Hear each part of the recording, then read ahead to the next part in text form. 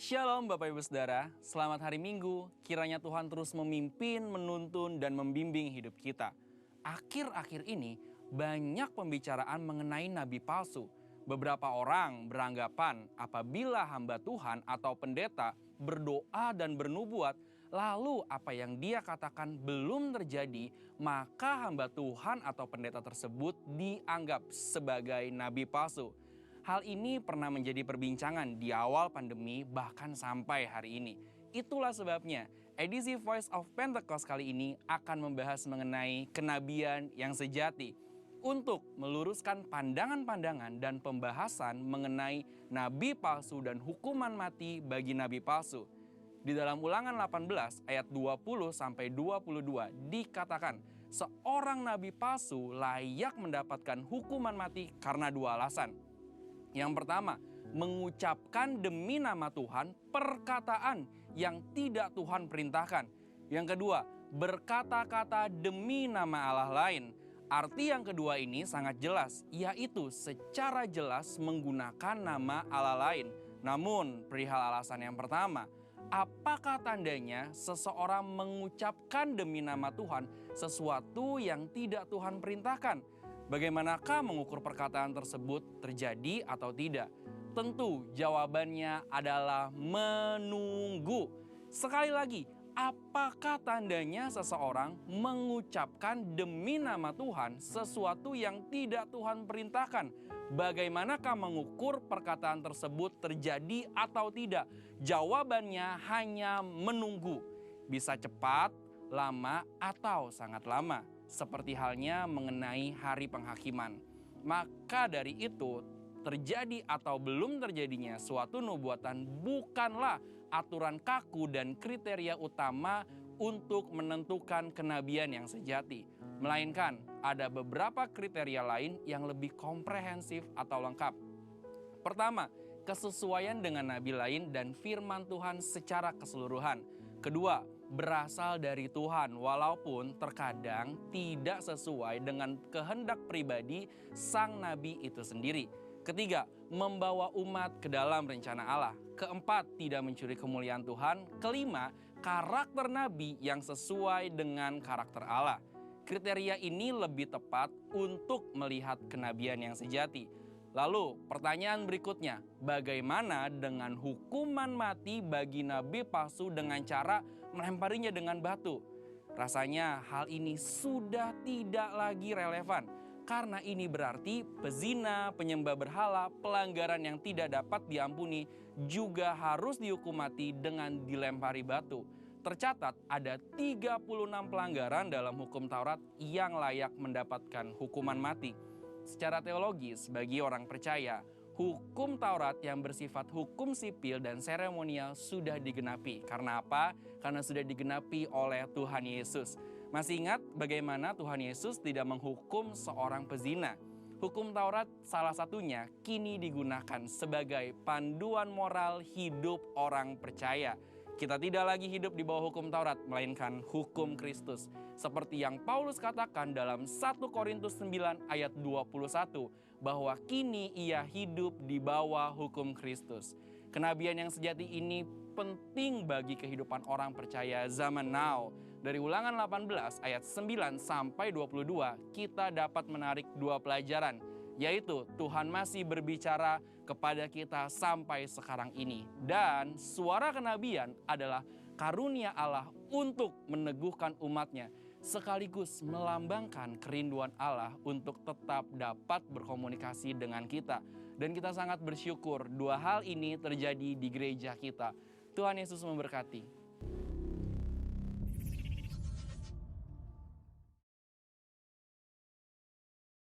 Salah satunya kini digunakan sebagai panduan moral hidup orang percaya. Kita tidak lagi hidup di bawah hukum Taurat, melainkan hukum Kristus. Seperti yang Paulus katakan dalam 1 Korintus 9 ayat 21, bahwa kini ia hidup di bawah hukum Kristus. Kenabian yang sejati ini penting bagi kehidupan orang percaya zaman now. Dari Ulangan 18 ayat 9 sampai 22, kita dapat menarik dua pelajaran, yaitu Tuhan masih berbicara kepada kita sampai sekarang ini. Dan suara kenabian adalah karunia Allah untuk meneguhkan umatnya, sekaligus melambangkan kerinduan Allah untuk tetap dapat berkomunikasi dengan kita. Dan kita sangat bersyukur dua hal ini terjadi di gereja kita. Tuhan Yesus memberkati.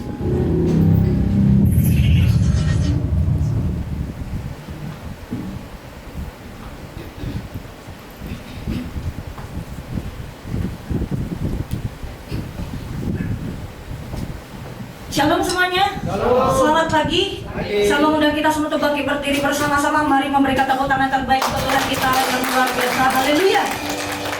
Mari salam kanan dan kiri, katakan shalom. Engkau sungguh luar biasa. Haleluya. Saya percaya ada sukacita yang Tuhan berikan bagi setiap kita. Amin. Sebelum kita memulai ibadah kita, mari kita satukan hati di dalam doa.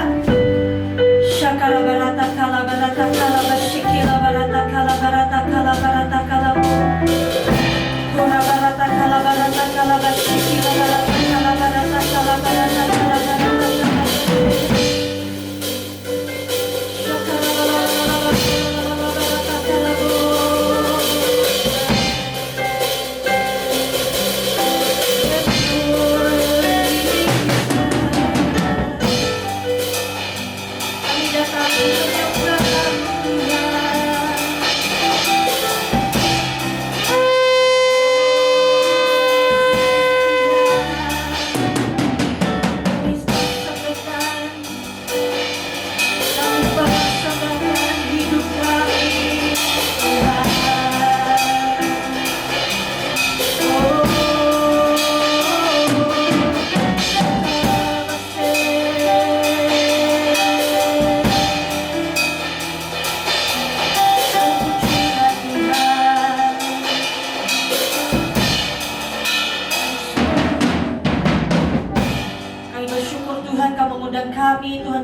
Tuhan di rumahmu Tuhan di GBI Pantai Permata ya Bapak. Terima kasih Engkau memberikan kesehatan, kekuatan yang baru Tuhan bagi kami Tuhan. Tidak terasa Tuhan, seminggu Tuhan begitu cepat Tuhan berlalu Tuhan. Kami bisa hadir kembali Tuhan di tempat ini Tuhan. Biarlah Engkau menguatkan Tuhan setiap kami Tuhan. Memberikan kami pengharapan yang baru ya Bapak. Kami percaya pada saat kami memuji, menyembah Tuhan, hadirat-Mu, lawatan-Mu melingkupi Tuhan setiap kami di dalam nama Tuhan Yesus Kristus. Ajari kami Tuhan untuk menyembah Engkau Tuhan, membangun hubungan Tuhan dengan intim bersama dengan Engkau Tuhan. Pada saat kami datang Tuhan ke tempat ini Tuhan, ada sakit penyakit Tuhan, persoalan di dalam hidup kami percaya Tuhan akan sembuhkan Tuhan setiap kami oleh udara Yesus. Tuhan akan menghibur kami, Tuhan akan menguatkan Tuhan setiap kami ya Bapa. Kami percaya Tuhan, Roh Kudus yang akan mengingatkan kami kembali Tuhan, sehingga Tuhan hidup kami Tuhan selalu di jalan kebenaran-Mu ya Bapa. Tuntun kami Tuhan, bimbing kami ya Bapa. Kami butuh Engkau Tuhan di dalam hidup kami ya Bapa. Bawa kami Tuhan untuk memasuki Tuhan hal-hal yang baru Tuhan di dalam kehidupan kami Tuhan. Sehingga dahulu Tuhan yang tidak pernah Tuhan kami rasakan Tuhan, kami percaya Tuhan akan membawa kami lebih dan lebih lagi di dalam nama Tuhan Yesus Kristus. Biarlah setiap kami bisa semakin intim bersama dengan Engkau Tuhan. Doa, pujian, penyembahan itu menjadi gaya hidup setiap kami di dalam nama Tuhan Yesus Kristus. Bila hidup kami bisa menyenangkan hati-Mu ya Bapa. Terima kasih ya Bapa. Biarlah Engkau sertai Tuhan di dalam ibadah kami Tuhan, dari awal, pertengahan sampai akhir ya Bapa. Sehingga Tuhan tidak ada satupun Tuhan yang Kau lewatkan Tuhan di tempat ini. Terima kasih Bapa, kami serahkan Tuhan ibadah kami ke dalam tangan kasih-Mu. Hanya di dalam nama Tuhan Yesus Kristus kami mengucap syukur dan berdoa, kita sama-sama katakan amin. Mari berikan tepuk tangan terbaik untuk Tuhan kita yang luar biasa. Mari kita sama-sama berkatakan Mazmur 91.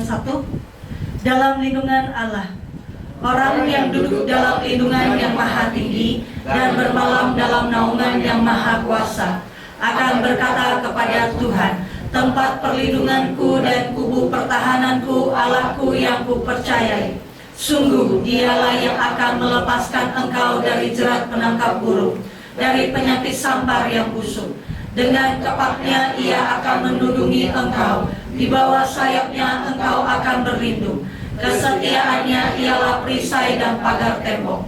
Engkau tak usah takut terhadap kedahsyatan malam, terhadap panah yang terbang di waktu siang, terhadap penyakit sampar yang berjalan di dalam gelap, terhadap penyakit menular yang mengamuk di waktu petang. Walau 1000 orang rebah di sisimu dan 10.000 di sebelah kananmu, tetapi itu tidak akan menimpamu. Engkau hanya menontonnya dengan matamu sendiri dan melihat pembalasan terhadap orang-orang fasik. Sebab Tuhan ialah tempat perlindunganmu, yang maha tinggi telah kau buat tempat perteduhanmu. Malapetaka tidak akan menimpa kamu, dan tulah tidak akan mendekat kepada kemahmu. Sebab malaikat-malaikatnya akan diperintahkannya kepadamu untuk menjaga engkau di segala jalanmu. Mereka akan menentang engkau di atas tangannya, supaya kakimu jangan terantuk kepada batu. Singa dan ular tedung akan kau langkahi. Engkau akan menginjak anak singa dan ular naga. Sungguh hatinya melekat kepadaku, maka aku akan meluputkannya. Aku akan membentenginya sebab ia mengenal namaku. Bila ia berseru kepadaku, aku akan menjawab. Aku akan menyertai dia dalam kesesakan. Aku akan meluputkannya dan memuliakannya. Dengan panjang umur akan kukenyangkan dia, dan akan kuperlihatkan kepadanya keselamatan daripadaku. Amin. Haleluya. Saya percaya Tuhan memberikan kekuatan yang baru bagi setiap kita karena Tuhan mengasihi kita. Amin. Amin. Mari kita sama-sama belajar lagu yang baru untuk memberkati setiap kita. Mari kita sama-sama tepuk tangan untuk memuliakan Tuhan.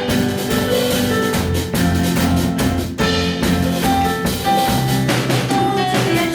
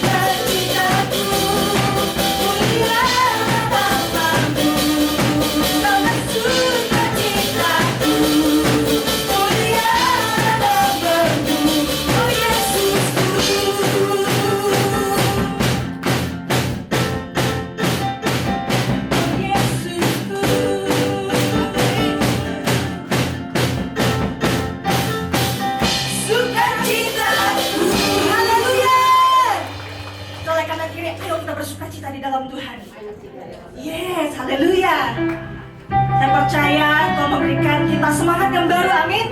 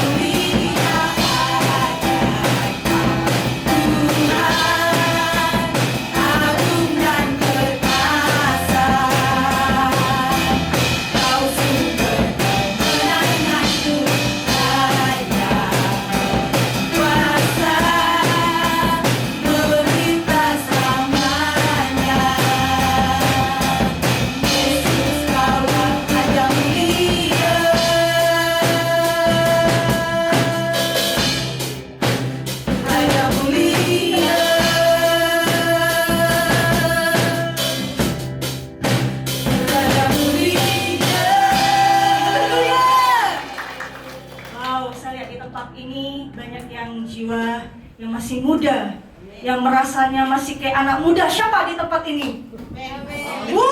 Sampai Aceh kok masih muda, amin. Semuanya kita muda, amin.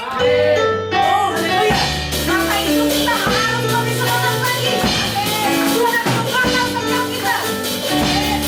Tuhan akan memberikan semangat yang baru buat kita, amin. Yesus dapat kuatkan hidupku. Takkan gentar langkahku. Tuhan akan mengangkat kita. Kau angkat tanganku di saat ku jatuh.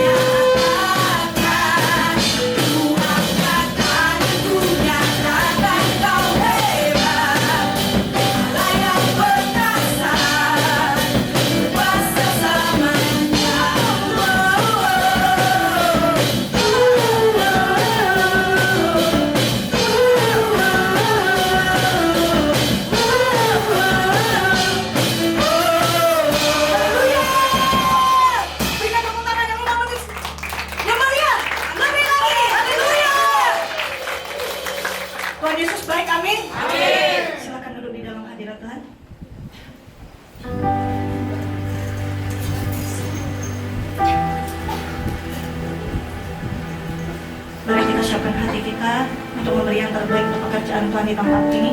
Mari kita satukan hati di dalam doa. Bapa di dalam surga, kami bersyukur Tuhan, Kau begitu mengasihi kami ya Bapa. Terima kasih Tuhan, Kau melawat kami Tuhan. Dan ini waktunya Tuhan, kami akan memberi yang terbaik untuk pekerjaan Tuhan di tempat ini. Dan setiap anak-anak-Mu Tuhan yang akan kembalikan Tuhan persepuluhan, persembahan khusus, persembahan ucapan syukur. Bila setiap tangan-tangan yang akan memberi, Tuhan kembalikan Tuhan 100 kali lipat Tuhan ke lubung setiap anak-anak-Mu Tuhan. Dan kami mau memberi dengan sukacita yang berasal daripada Engkau. Hanya di dalam nama Tuhan Yesus Kristus kami mengucap syukur dan berdoa. Haleluya. Amin. Selamat memberi semuanya. Mari kita siapkan hati kita untuk memuji dan menyembah Tuhan. Dan kita akan mendengarkan firman Tuhan pada pagi hari ini bagi setiap kita.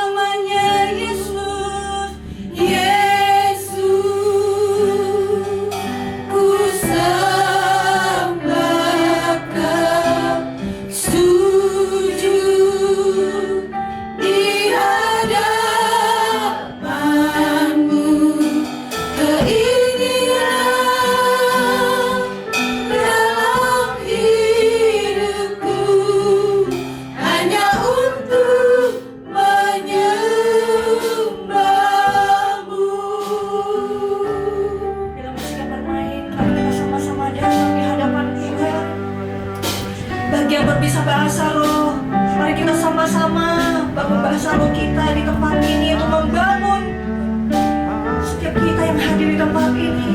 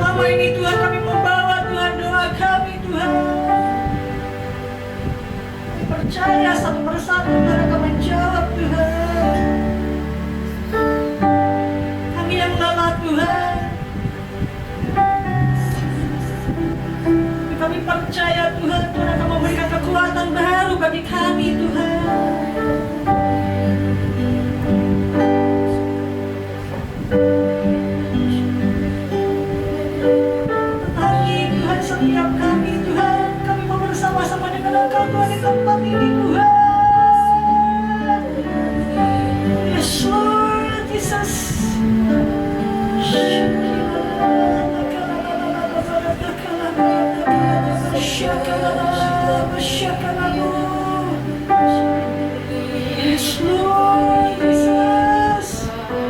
Shakalala.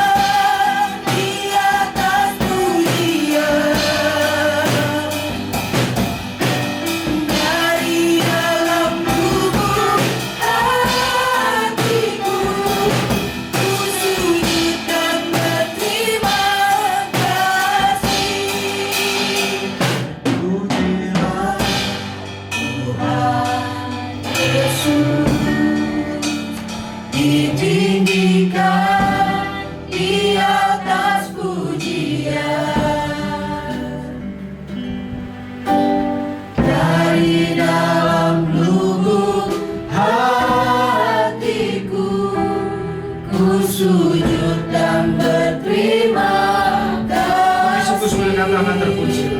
Terpujilah Tuhan Yesus, ditinggikan di atas pujian.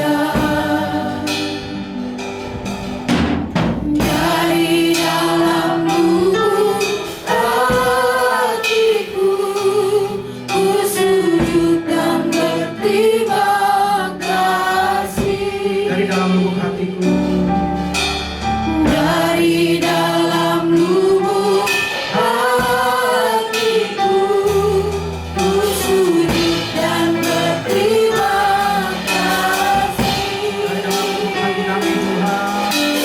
Dari dalam lubuk hatiku, ku sujud dan berterima kasih. Biarlah masyarakat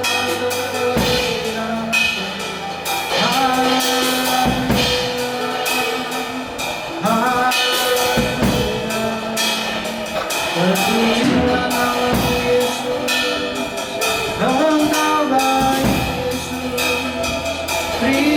Terima kasih Bapa, terima kasih.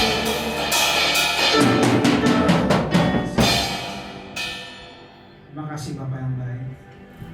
Kami bersyukur kami boleh diberikan kesehatan, kesempatan, kehausan, kerinduan untuk boleh berkumpul bersama saudara seiman di tempat ini, di rumahmu, di wadah gerejamu Tuhan, di tubuhmu yang hidup, untuk diberkati Tuhan. Kami tahu firman-Mu akan berkati kami, karena firman-Mu berkuasa, firman-Mu ya dan amin. Dalam firman-Mu ada tuntunan, dalam firman-Mu ada teguran, dalam firman-Mu ada nasihat, dalam firman-Mu ada pemulihan. Kami percaya firman-Mu hidup buat kami. Aba Bapa, urapi hamba, urapi kami semua dengan Roh Kudus-Mu.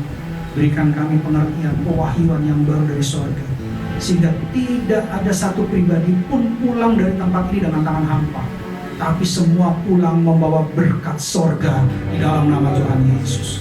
Terima kasih Bapak, berikan kami kefokusan, berikan kami rasa hormat dan takut akan Engkau.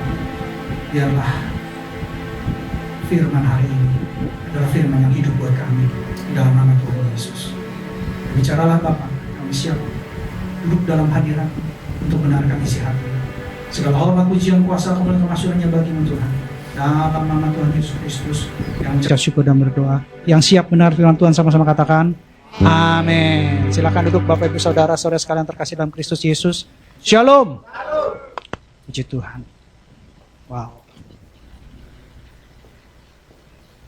Hari ini kita akan mendapatkan sesuatu yang baru.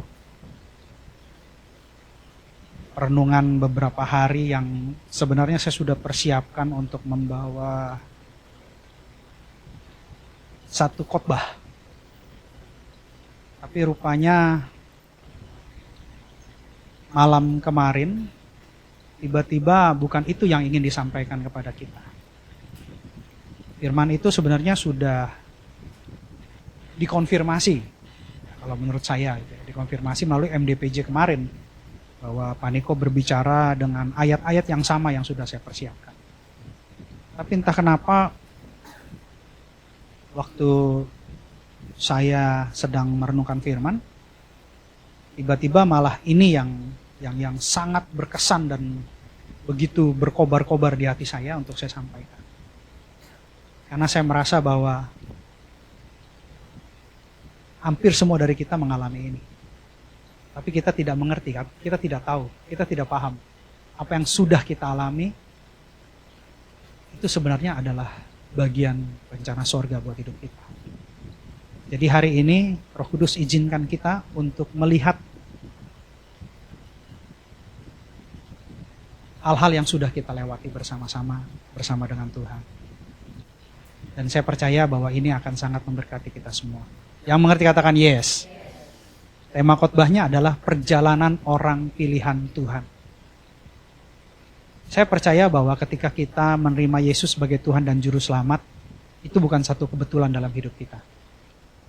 Itu bukan kehebatan kita, itu bukan kebaikan kita, Karena Tuhan Yesus berkata bahwa dia datang untuk orang berdosa. Kita semua ini orang berdosa.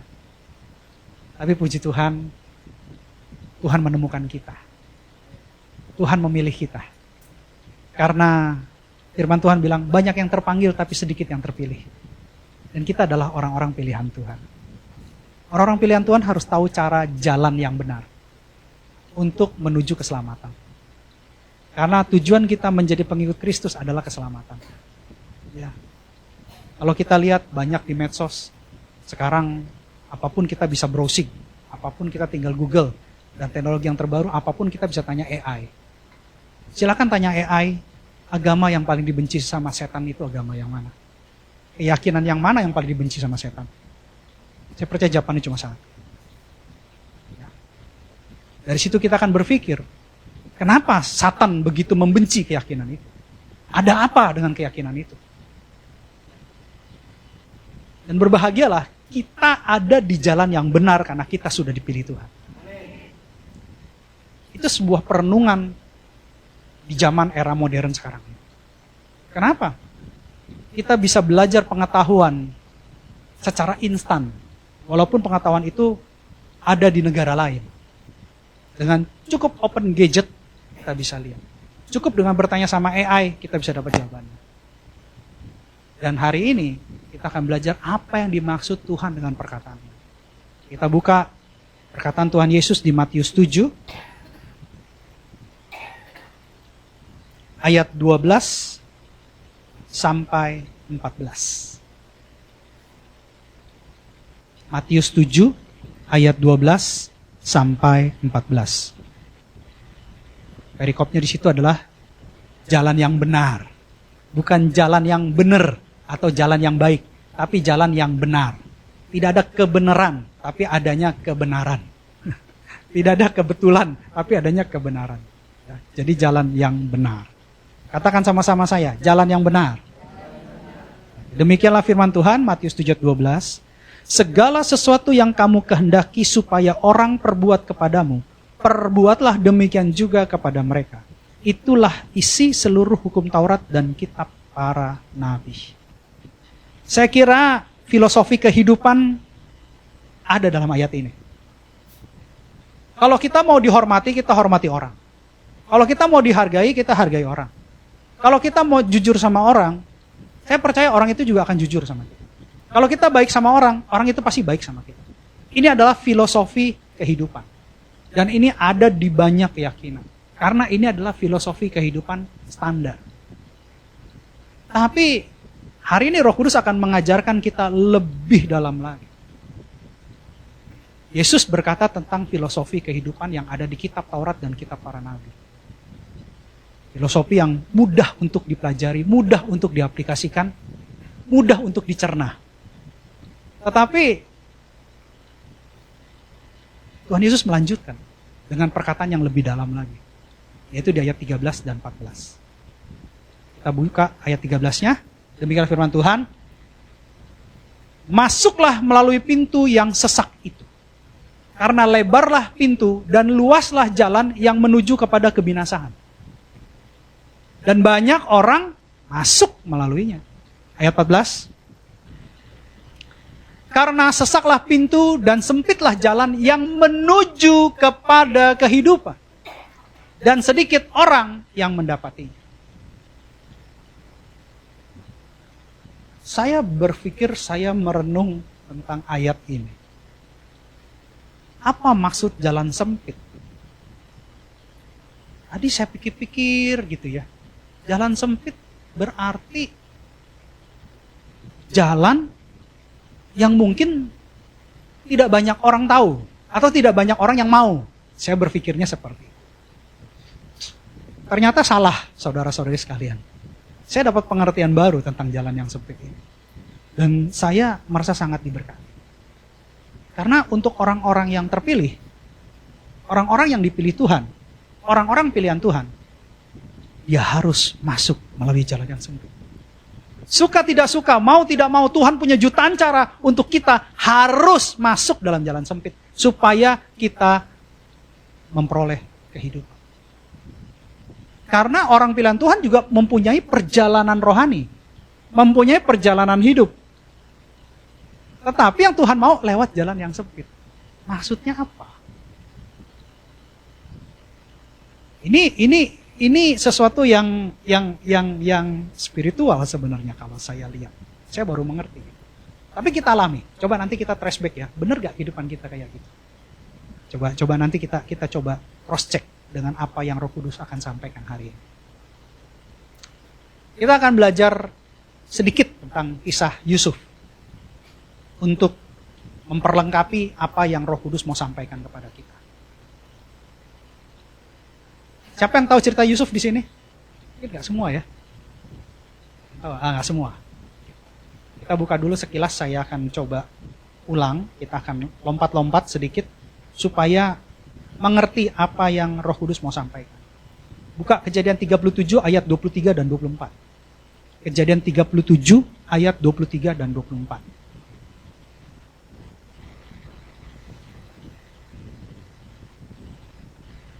Kejadian 37 ayat 23 dan 24. Sebelum sampai ke sana saya jelaskan dulu. Yusuf itu adalah anak tersayangnya Yakub. Yakub adalah Israel. Nama asli Israel adalah Yakub. Sehingga hanya Yusuf yang memperoleh baju yang maha indah dari bapaknya. Tapi si Yusuf ini paling suka bermimpi. Boleh nggak kita bermimpi? Boleh. Tapi bagaimana menggenapi mimpi? Kan pertanyaannya begitu. Mimpi itu ada dua. Mimpi karena bunga tidur, ada di pengkhotbah. Karena kita kesibukan, kita stres, ke bawah mimpi, overthinking. Ya. Kita mimpi jualan kue nggak laku, sampai tidur masih jualan kue di pasar. Mimpinya. Gitu ya. Kita mimpi dalam kesibukan tertentu, sampai tidur kita mimpi dalam kesibukan itu. Tapi itu bukan mimpi yang saya maksud. Mimpi yang saya maksud adalah mimpi yang merupakan satu penglihatan atau mimpi yang merupakan satu pewahyuan yang diberikan Tuhan pada saat kita tidur atau di bawah alam bawah sadar. Pada saat kondisi kita di bawah alam sadar kita. Ada nggak mimpi itu? Ada, banyak. Ya. Kalau yang sadar namanya penglihatan. Tapi kalau yang tidur itu namanya mimpi. Nah, Yusuf ini mendapat pewahyuan melalui mimpi. Tidak semua orang punya karunia ini, tapi Yusuf mempunyai ini. Cuma masalahnya Yusuf kecil ini kan tidak tahu bagaimana menggenapi mimpi itu. Pada saat kita sadar, pada saat kita sekolah, kita juga punya cita-cita yang disebut juga mimpi. Bagaimana ya kita bisa jadi sukses? Bagaimana ya kita bisa jadi berkat? Bagaimana ya kita ke depan itu bisa menyenangkan hati orang tua? Itu khususnya generasi muda ya. Kenapa generasi muda sekarang banyak yang tidak jelas arahnya? Itu karena dia tidak tahu arah. Karena banyak generasi muda yang nggak ngerti, saya mau dibawa kemana? Itu sama dengan kejadian saya waktu masih muda. Saya bingung, hidup saya mau dibawa kemana? Buat apa saya sekolah? Buat apa saya kerja? Nanti masa depan saya gimana? Gitu. Itu sama. Semua anak muda akan mengalami sesi tersebut. Nah, pertanyaannya sekarang, bagaimana kita untuk menggenapi mimpi-mimpi kita yang baik? Begitupun Yusuf. Alkisah karena dia punya mimpi dan dianggap keterlaluan mimpinya menurut saudara-saudaranya. Nah, mimpinya menganggap bahwa saudaranya menyembah dia gitu, dalam mimpi itu. Akhirnya timbullah rasa dengki, rasa iri, rasa benci. Kok ini anak ngomongnya keterlaluan? Masa kita disuruh nyembah dia? Karena kebencian itu akhirnya Yusuf mau dijual sama saudara-saudara. Ini dia. Demikian firman Tuhan, Kejadian 37:23, baru saja Yusuf sampai kepada saudara-saudaranya, mereka pun menanggalkan jubah Yusuf, jubah maha indah yang dipakainya itu. Ayat berikutnya, ayat 24, dan mereka membawa dia dan melemparkan dia ke dalam sumur. Sumur itu kosong, tidak berair. Jadi Alkisah karena kebencian, kedengkian, dibuanglah Yusuf sama saudara-saudaranya. Bahkan kemudian dia dijual. Ayat 36. Pasal yang sama, ayatnya 36. Adapun Yusuf, ia dijual oleh orang Midian itu ke Mesir kepada Potifar, seorang pegawai istana Firaun, kepala pengelola raja. Jadi si Yusuf ini dibuang ke sumur sama saudara-saudaranya. Jubahnya diambil dulu. Kenapa? Mereka punya siasat. Siasatnya apa? Jubahnya dikasih darah supaya seakan-akan Yusuf mati diterkam harimau, singa, gitu ya. Sehingga nggak ketemu. Padahal Yusuf ini masih hidup dan dijual. Dijual kepada salah satu pedagang di Media. Bayangkan anak yang biasa disayang, biasa dimanja, biasa diperhatikan, tiba-tiba dijual sebagai budak. Budak pada zaman itu, dia nggak pakai baju, cuma pakai pakaian dalam dan tidak pakai sendal. Tidak ada alas kaki. Tidak ada alas kaki. Dia dirantai, dia berjalan, ngikutin Tuhan. Itu budak zaman itu. Bisa kebayang ya, hidup yang mewah tiba-tiba drastis turun ke bawah. Apa yang terjadi kemudian? Kita tahu bahwa Yusuf akhirnya bekerja dengan tuannya namanya Potifar. Dan dia diberkati sama Tuhan karena dia tidak pernah menyalahkan Tuhan dalam kondisi-kondisi seperti ini. Dia tidak pernah bersungut-sungut, dia tidak pernah komplain sama Tuhan. Dia ikutin sampai akhirnya dia kerja di Potifar, dia disertai Tuhan, berhasil dan beruntung. Ingat, orang pintar belum tentu berhasil dan beruntung. Orang pintar mungkin sukses dengan kekuatan sendiri dan meletihkan diri sendiri. Bisa jadi. Saya tidak mengatakan semua orang pintar pasti sukses. Ya. Banyak orang pintar masih bekerja sama orang. Memang beberapa motivator mengatakan di sana, "Oh, harus pintar, harus kerjanya cerdas." Betul. Benar. Tetapi tidak menjamin kesuksesan. Karena arti kesuksesan itu besar. Arti kesuksesan bukan hanya kaya. Orang kaya belum tentu sukses dalam rumah tangga. Orang kaya belum tentu sukses dalam kesehatan. Orang kaya belum tentu sukses dalam pergaulan. Yang ada adalah pergaulan palsu. Kenapa? Orang kaya pasti temannya banyak. Tapi kalau orang miskin, ada nggak temannya? Perkataan orang kaya pasti didengar. Perkataan orang miskin, ya. Makanya sukses ini artinya luas. Akhirnya ketika dia berhasil dan beruntung karena disertai Tuhan, itu yang terpenting. Berhasil dan beruntung. Ketika disertai Tuhan, dia berhasil dan beruntung. Akhirnya dia mengalami promosi, diberikan kepercayaan. Apa yang terjadi? Ternyata promosi itu bukan berlaku bagi dia, bukan berlaku bagi hanya pekerjaan dia, tetapi rupanya si tante ini, istrinya Potifar, kan gitu ya, menginginkan dia karena mukanya imut kayak si Sander. Ceritanya kan begitu, ya, mukanya imut. Dicari waktu yang sepi, nggak ada orang. Disetting sedemikian rupa, semua karyawannya, semua pembantu yang lain disuruh beli gudeg Jogja jauh-jauh di Jogja, dari Israel ke Jogja. Biar nggak balik-balik, sehingga sepi. Ya. Apa yang terjadi? Digoda si Yusuf ini. Ya kan, digoda. Saya nggak tahu pakai daster, pakai apa saya nggak tahu, tapi itu digoda. Yusuf goyang? Enggak. Yusuf bilang, Allahku ada bersamaku. Dia yakin bahwa Allahnya bersama dia. Jadi dia lepaskan, waktu dia ditarik jubahnya, dia mau lari, ditarik sama si tante itu, dia lepas itu, dia lari keluar. Nah si tante itu teriak-teriak, ini budak, ini bahaya ini. Dia ingin melakukan yang kurang ajar, pelecehan kepada saya, kan gitu ceritanya. Apa yang terjadi? Yusuf dipenjara sama si Potifar, karena Potifar percaya sama istri. Wajar gak suami percaya sama istri? Wajar, ada di Alkitab, Alkitabiah. Belum tahu kebenarannya, tapi itu Alkitabiah. Gitu. Suami pasti dengerin perkataan istri. Istri cuma ngomong, itu wastafel bocor. Udah cuma ngomong pendek itu. Itu suaminya pasti kepikiran 3 bulan, 4 bulan itu gimana cara benerinnya itu. Itu dia. Karena memang perkataan istri itu punya kuasa. Alkitabiah, yes. Adam terjebak sama Hawa. Alkitabiah. Iya dong. Yang ngomong siapa? Hawa kan? Kok bisa dia nurut? Karena itu dia, istri, perkataan istri punya kuasa. Kalau perkataannya baik, dia akan memberkati suami. Kalau perkataannya memberatkan, dia akan membebani suami. Jadi ingat tuh istri-istri, perkatakan yang baik-baik kepada suami. Ya. Jadi biar dia semangat terus. Kembali lagi, akhirnya dia dipenjara si Yusuf. Ketika Yusuf dipenjara, sebenarnya sebagai Yusuf sedih gak? Saya gak salah apa-apa. Ya, tadi yang pertama, saya gak salah apa-apa dijual sama saudara saya. Saya gak salah apa-apa, masih lagi difitnah. Dibuang ke penjara. Kan gitu ceritanya. Sebagai manusia sedih gak? Sedih. Asumsilah Yusuf begitu dekat dengan Allah, tapi tetap sedih gak? Sedih. Sedih. Namanya manusia tetap sedih. Sedih.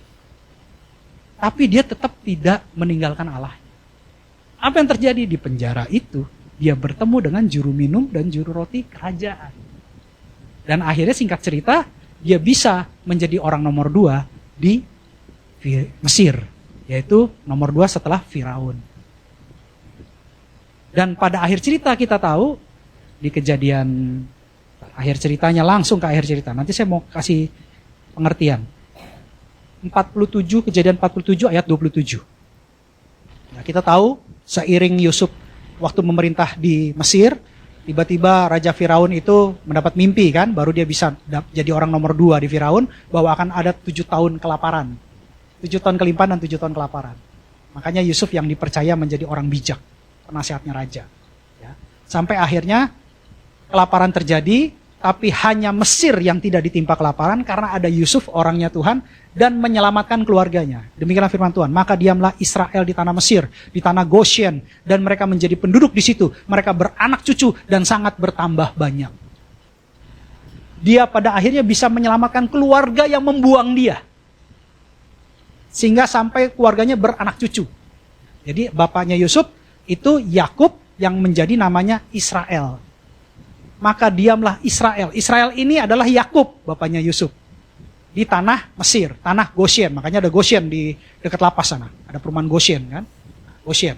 Dan mereka menjadi penduduk di situ. Beranak cucu. Kalau beranak cucu kan keluarga kalau masih berduaan biaya hidupnya masih oke. Tapi kalau sudah beranak tambah biaya hidupnya. Kalau bercucu lebih lagi tambah. Nah ini Yakub, Israel beranak cucu. Artinya apa, saya mau bicara apa? Yusuf adalah orang pilihan Tuhan. Tanpa Yusuf, Israel tidak mungkin diselamatkan dari kelaparan 7 tahun. Ya. Orang pilihan Tuhan harus melewati lembah kesedihan. Orang pilihan Tuhan, dia akan dijauhkan dari teman-temannya. Orang pilihan Tuhan, dia akan dijauhkan dari orang-orang terdekatnya. Saya sempat bertanya, kok bisa?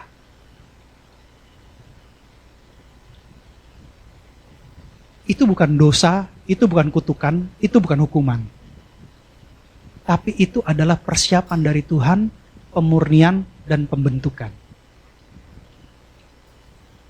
Orang-orang pilihan Tuhan, dia tidak akan selalu mendengarkan orang yang bergosip. Orang-orang pilihan Tuhan, dia tidak akan masuk dalam persahabatan palsu. Orang-orang pilihan Tuhan, dia akan dipisahkan dari orang-orang sekitarnya. Jalan yang sempit. Kenapa begitu? Kenapa begitu? Karena Tuhan tidak mau kita mendengar suara orang-orang di dunia ini, tapi Dia lebih mengarahkan kita untuk mendengar suaranya. Terkadang kita dihilangkan dari teman-teman, dari hiruk pikuk, dari keramaian, supaya kita berduaan dengan Tuhan. Karena orang-orang pilihan Tuhan, dia punya frekuensi lebih tinggi dibanding orang-orang yang biasa. Orang-orang pilihan Tuhan akan mendapat rencana besarnya Tuhan. Sesuatu yang besar yang tidak bisa dipikul oleh orang lain, sesuatu yang besar yang tidak bisa dilihat orang lain, sesuatu yang besar yang tidak bisa diikuti oleh orang lain. Maka orang-orang pilihan Tuhan biasanya pada umumnya berjalan sendirian hanya bersama dengan Tuhan. Jadi kalau kita melihat hidup kita yang dulu, penuh dengan teman-teman, penuh dengan hiruk pikuk, dan sekarang kita berbeda. Kenapa? Karena kita adalah orang pilihan Tuhan. Berasa nggak? Kok teman-teman saya yang rese? Ya, betul ya. Orang-orang yang suka ngegrogotin gitu ya. Yang palsu-palsu. Persahabatan tuh ada yang palsu loh.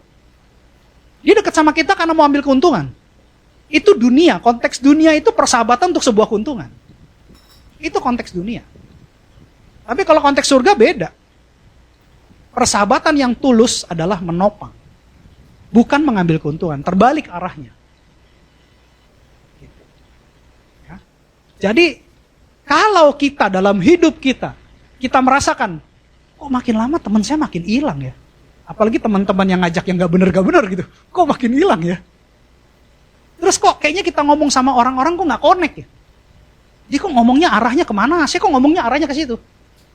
Itu karena kita orang pilihan Tuhan. Kita sudah dipersiapkan, kita sudah dibentuk, kita sudah disetting mindsetnya sama Tuhan. Tentunya lewat proses. Sama seperti Yusuf. Untuk menggapai mimpinya supaya semua saudaranya bisa diselamatkan. Dari rumahnya sampai bisa ke Mesir. Itu semua lewat proses. Daud sudah diurapi sebagai raja. Tapi tetap dia tidak menjadi raja. Waktu dia diurapi sama Samuel untuk menjadi raja di hakim-hakim, dia tidak bisa jadi raja pada saat itu. Dia mengalami proses kesendirian. Dia mengalami proses pembuangan. Bahkan dia mau dibunuh sama Raja Saul. Walaupun pada akhirnya dia menjadi raja. Semua ada proses yang Tuhan izinkan melalui jalan yang sempit. Jalan yang sempit bermaksud berduaan dengan Tuhan. Supaya mengerti kehendak Tuhan. Pada saat kita sendirian, kita merasa kesepian, kita gak punya teman. Roh kita langsung connect ke heaven. Roh kita langsung komunikasi langsung ke Tuhan. Kenapa? Karena kita terlatih dengan hal itu. Tuhan mau membentuk kita, mempersiapkan kita untuk tidak tergantung sama manusia, tapi tergantung sama Dia. Ini yang dimaksud jalan yang sempit. Orang-orang pilihan Tuhan seperti Musa. Pada saat bangsa Israel sudah banyak yang meninggal. Bahkan Raja Firaun pada saat itu tidak mengenal tentang Yusuf lagi. Akhirnya bangsa Israel bertumbuh, berkembang banyak, bertambah banyak. Mereka takut menguasai Mesir. Apa yang terjadi? Mereka bilang sama bidan-bidan di Mesir, kalau ada Bani Israel yang lagi mau lahir anak laki-laki, bunuh dia. Apa yang terjadi? Musa dibuang. Bayi laki-laki itu dibuang. Musa itu artinya apa? Bayi dalam air, temukan dalam air. Itu Musa. Musa juga terbuang dari keluarganya. Orang-orang pilihan Tuhan terkadang diizinkan sama Tuhan untuk dipisahkan. Tapi itu bukan hukuman. Sekali lagi, itu adalah sebuah persiapan. Itu adalah sebuah pembentukan dalam kemurnian, dalam proses yang Tuhan izinkan. Supaya kita mengerti kehendak Tuhan. Kita selaras dengan Tuhan. Kita peka dengar suara Tuhan. Karena kita jarang berkumpul dengan orang-orang yang menurut saya terkadang sia-sia. Orang yang dalam rencana Tuhan, ini tidak seperti itu hidupnya. Beda, hidupnya beda. Karena frekuensinya memang beda. Pikirannya beda. Hatinya beda. Dia sudah biasa disiapkan berdua dengan Tuhan. Beda. Komunitasnya beda. Gitu. Jadi kalau sampai kita mengalami hal-hal yang itu, di belakang kita dulu kita ngalamin, itu wajar. Karena kita adalah orang pilihan Tuhan.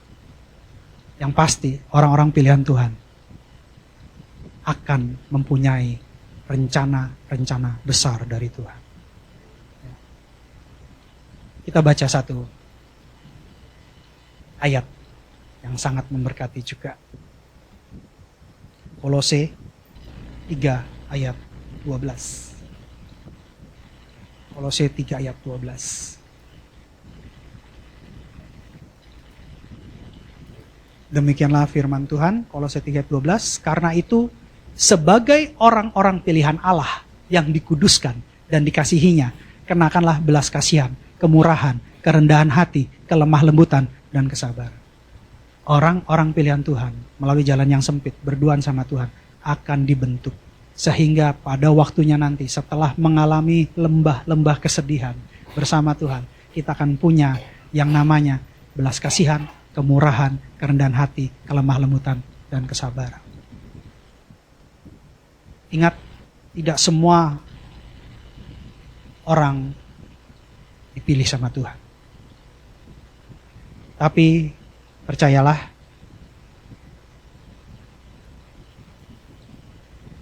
kelihatannya orang-orang pilihan Tuhan itu berjalan sendirian. Tetapi sebenarnya keintimannya dengan Tuhan akan menggantikan ketergantungannya dengan manusia. Orang-orang pilihan Tuhan tidak mencari dan mengejar penerimaan, tetapi mencari keselarasan dengan Tuhan. Gak perlu kita merubah diri kita, penampilan kita, dompet kita untuk bisa diterima. Tapi carilah keselarasan dengan Tuhan. Ketika kita selaras dengan Tuhan, Tuhan akan kirimkan pergaulan yang berkualitas. Komunitas dalam kebenaran. Dan ini bukan karena kita tidak berharga, karena kita sedang dipersiapkan dan dimurnikan untuk dibentuk. Sehingga pada waktunya kita bisa memikul sesuatu yang jauh lebih besar. Karena Tuhan kita besar. Amin. Hari ini saya tidak banyak bicara lagi, karena saya percaya kita semua bisa melihat bagian masa lalu kita dibandingkan dengan sekarang, kehidupan sekarang. Apakah memang kita adalah orang-orang pilihan Tuhan atau bukan? Itu salah satu indikator bahwa Tuhan sudah memilih kita, Tuhan sedang mempersiapkan kita, Tuhan sedang membentuk kita untuk mendapatkan sesuatu yang lebih besar. Karena orang-orang pilihan Tuhan akan memikul tanggung jawab besar. Tanggung jawab besar berarti ada perkara besar. Oleh sebab itu, jangan sedih, jangan khawatir, jangan takut ketika kita mengalami hal-hal yang seperti ini. Lihat indikatornya. Ketika kita semakin dekat dengan orang-orang dalam kebenaran, berarti Tuhan sayang sama kita. Tuhan sedang menentukan masa depan kita. Amin. Tuhan Yesus memberkati. Yuk, pemusik saya undang untuk maju ke depan. Mari kita sama bangkit berdiri. Kita nyanyikan satu lagu. Hari ini kita diberkati melalui perjalanan orang pilihan Tuhan. Kita bisa belajar bahwa apapun yang terjadi, yang Tuhan izinkan, semua mendatangkan kebaikan. Proses demi proses kita lalui, tapi kita gak sendirian. Kita selalu sama Tuhan. Yang terpenting adalah, jangan biarkan kita tergantung sama manusia. Tapi kita selaras dengan Tuhan. Ada apa-apa cari Tuhan, gak usah cari teman, gak usah cari manusia dulu. Ya, cari Tuhan. Dia bisa buka banyak jalan buat kita. Dia bisa pertemukan kita dengan orang-orang yang benar, orang-orang yang baik, orang-orang yang tulus. Percayalah Tuhan kita adalah Tuhan yang hidup. Banyak yang terpanggil, sedikit yang terpilih. Kasih Tuhan, kasih Bapa, kasih Yesus. Kasih Tuhan.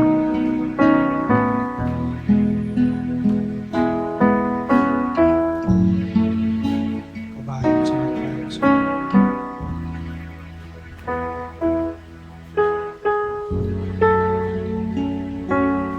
Segala sesuatu yang Kau izinkan pasti mendatangkan kebaikan Tuhan. Kami tahu itu dan kami percaya.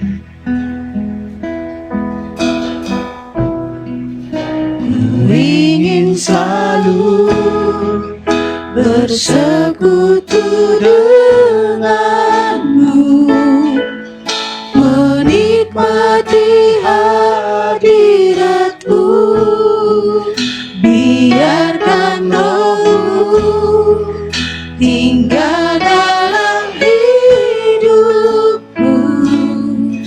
Sungguh indah bersamamu selamanya.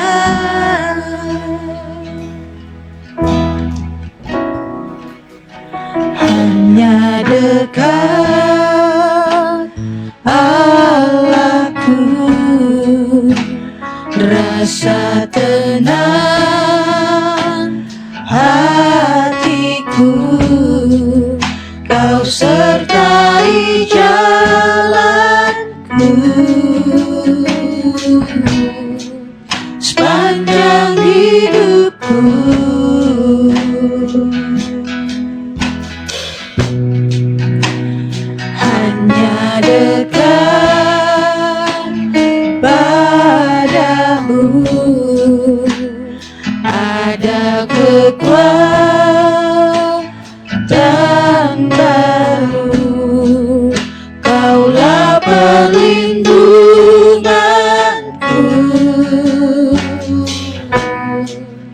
keselamatanku. Ku ingin selalu Tuhan, Ingin selalu bersekutu denganmu, menikmati hadiratmu, biarkan Roh-Mu tinggal dalam hidupku. Sungguh indah bersamamu, ingin selalu bersekutu denganmu, menikmati hadiratmu, biarkan Roh-Mu tinggal dalam hidupku. Sungguh indah bersamamu, ingin selalu bersekutu denganmu,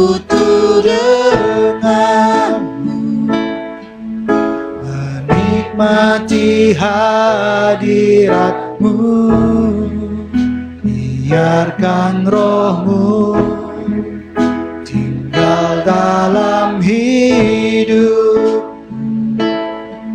Sungguh indah bersamamu. Ku ingin selalu, ingin selalu bersekutu denganmu, menikmati hadiratmu, biarkan Roh-Mu tinggal dalam hidupku. Sungguh indah bersamamu selamanya. masing-masing tundukkan kepala, merenung.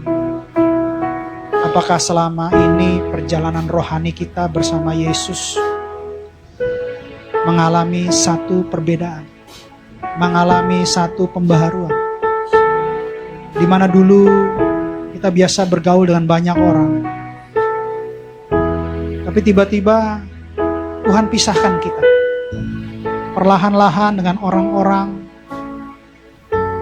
yang memang Tuhan halaukan. Tuhan tidak mau telinga kita mendengar perkataan yang sia-sia. Tuhan halaukan pergaulan yang tidak baik, teman-teman yang tidak baik, sehingga telinga kita hanya tertuju pada suara Tuhan.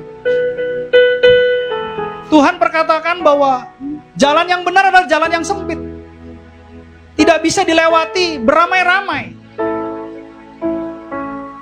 Tapi jalan sempit itu berarti hanya kita bisa berduaan sama Tuhan.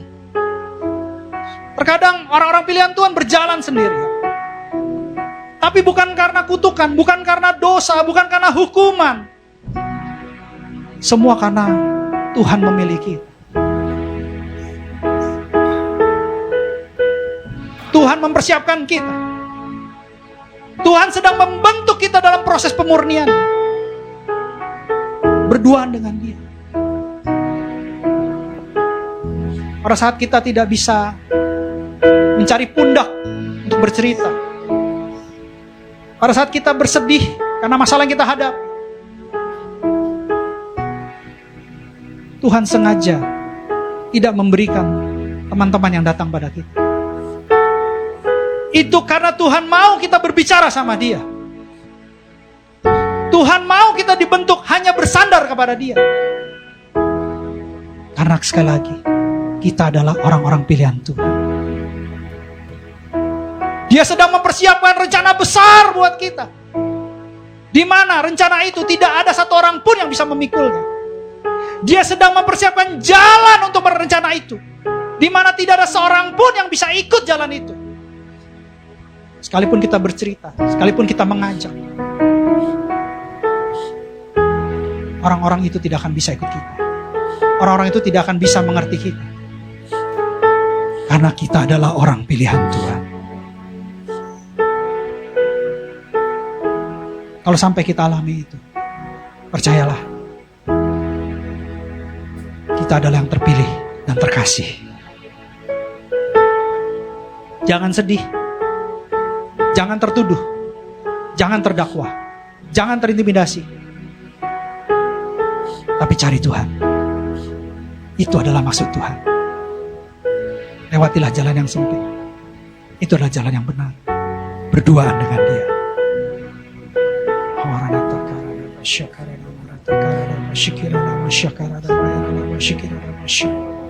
Makasih Tuhan buat firman-Mu. Makasih buat firman. Makasih buat firman.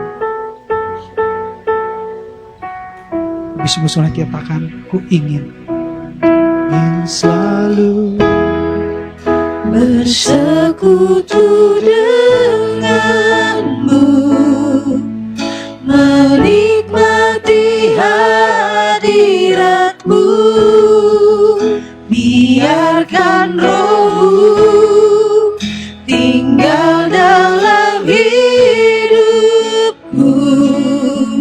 Sungguh indah bersama. ku ingin selalu Tuhan. Ku ingin selalu bersekutu denganmu, menikmati hadiratmu, biarkan Roh-Mu tinggal dalam hidupku. Sungguh indah bersama. Ku ingin selalu bersekutu denganmu, menikmati hadiratmu, biarkan Roh-Mu tinggal dalam hidupku. Sungguh indah bersama selamanya.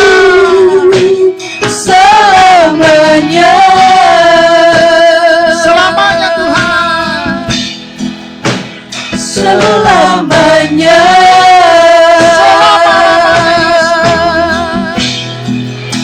Selamanya. Beri kemuliaan buat Tuhan. Terima kasih buat firman-Mu Tuhan. Kami tahu apa yang terjadi dalam hidup kami. Itu bukan karena hukuman. Itu bukan karena Engkau tinggalkan kami. Itu bukan karena Engkau tidak sayang kami. Tapi semua yang Kau izinkan, itu karena kami adalah pilihan Tuhan. Bapa dalam sorga, buat kami mengerti kehendak-Mu. Berikan kami kepekaan rohani lebih lagi. Sehingga cara kami memandang selaras dengan cara sorga memandang. Cara kami berpikir selaras dengan pikiran sorga. Dan hati kami Tuhan lembutkan. Karena hati yang keras tidak akan bisa menerima berkat dari Tuhan. Lembutkan hati kami sehingga hati kami selaras dengan pikiran kami. Pikiran sorga, pikiran Kristus di dalam nama Tuhan Yesus. Terima kasih Bapa buat firman-Mu. Saya percaya hidup kami tidak akan sama lagi. Tapi kami mengerti tentang perjalanan orang pilihan Tuhan. Yaitu jalan yang benar, jalan yang sempit, yang berduaan dengan Tuhan. Terima kasih Bapa yang baik. Saya bersyukur buat firman-Mu. Biarlah benih firman ini boleh kami hidupi. Roh Kudus berikan kekuatan buat kami. Saya percaya firman-Mu akan memberikan kekuatan. Firman-Mu akan memberikan kelegaan. Firman-Mu akan memberikan jalan keluar. Firman-Mu akan memberikan pembaharuan. Bahkan firman-Mu akan memberkati hidup kami. Sehingga kami diberkati untuk memberkati. Dan nama Tuhan dipermuliakan di dalam nama Tuhan Yesus. Terima kasih Bapa yang baik. Terima kasih buat firman. Segala hormat, pujian, kuasa, kemuliaan, kemasyhurnya bagimu. Dalam nama Tuhan Yesus Kristus, kami mengucap syukur dan berdoa. Haleluya. Amin. Kita akan masuk dalam perjamuan kudus. Perjamuan kudus diperuntukkan untuk orang-orang percaya dan anak-anak yang berusia 12 tahun ke atas.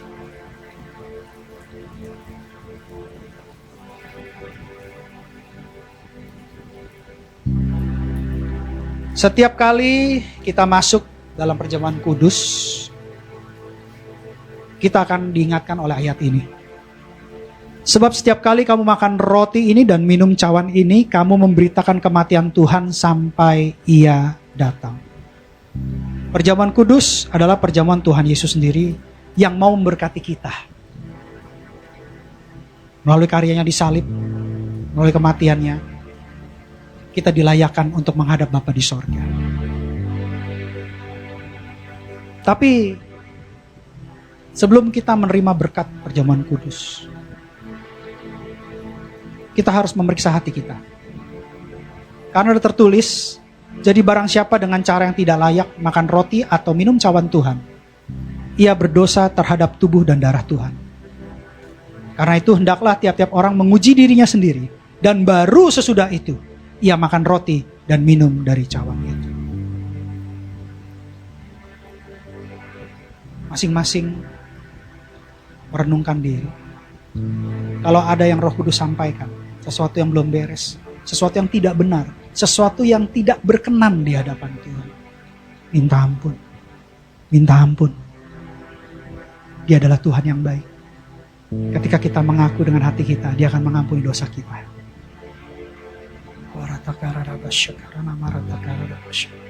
Ampuni kami Tuhan. Dengarkan doa-doa kami. Kami mohon ampun. Mungkin ada perkataan, perbuatan, tingkah laku yang tidak berkenan di hadapan-Mu, yang bertolak belakang dengan kebenaran firman-Mu.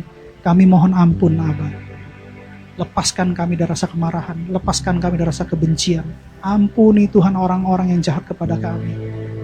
Bersihkan ruang tanah hati kami Tuhan, untuk menerima berkat yang terbaik melalui perjamuan kudus pada hari ini, di dalam nama Tuhan Yesus. Makasih Tuhan Yesus, makasih Bapak. Makasih. Sebab apa yang telah kuteruskan kepadamu telah aku terima dari Tuhan, yaitu bahwa Tuhan Yesus pada malam waktu Ia diserahkan mengambil roti. Mari kita angkat roti tinggi-tinggi di tangan kita. Dan sesudah itu Dia mengucap syukur atasnya dan Ia memecah-mecahkannya dan berkata, inilah tubuhku yang diserahkan bagi kamu. Perbuatlah ini menjadi peringatan akan aku. Saudara-saudara yang terkasih dalam Kristus Yesus, bukankah roti yang kita pecah-pecahkan adalah persekutuan dengan tubuh Kristus? Minumlah, makanlah dalam nama Tuhan Yesus.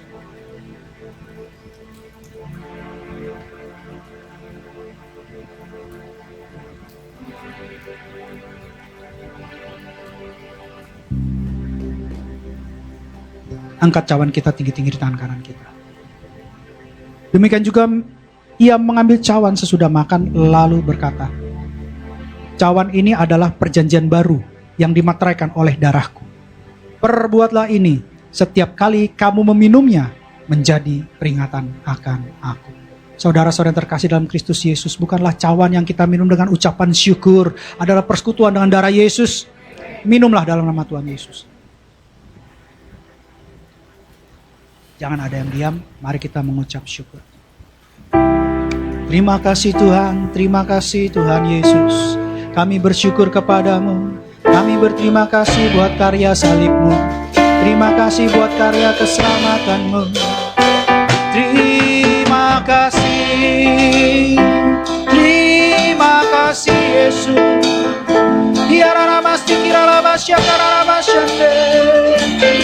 Terima kasih Bapa. Engkau baik Yesus. Haleluya. Haleluya. Terima kasih. Terima kasih Yesusku. Terima kasih Yesusku. Puji syukur Hanya bagi Tuhanku. Terima kasih Yesusku. Terima kasih Yesusku. Puji syukur hanya bagi Tuhan. terima kasih. Terima kasih Yesusku. Terima kasih Yesusku.